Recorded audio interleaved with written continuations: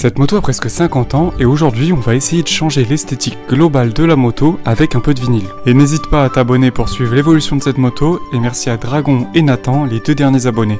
Moi ce que je veux c'est que ma moto ait l'air dynamique. Et la partie qui a l'air le moins dynamique sur la moto c'est le réservoir. Ce que j'ai compris c'est que l'endroit sur la moto qui n'a pas l'air dynamique, c'est cette partie qui descend vers le sol.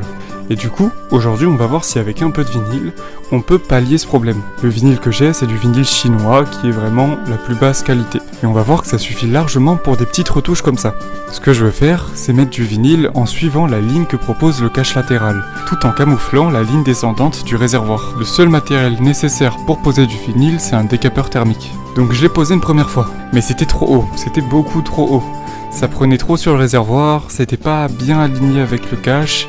J'ai essayé une deuxième fois. Là on y était presque, mais c'était toujours un peu dérangeant, il y avait quelque chose qui n'allait pas. Je l'ai fait une troisième fois et là c'était la bonne. C'était aligné avec les caches et ça changeait l'esthétique du réservoir comme je voulais. Maintenant que j'ai les repères de ce côté-là, j'ai pu faire l'autre côté assez rapidement. Et voilà, le vinyle est posé, je trouve que ça rend bien et que ça change pas mal le dynamisme de la moto. Dites-moi ce que vous en pensez. La prochaine étape va être un peu différente d'habitude, on a fini le montage global de la moto, donc on a fait 50% du travail.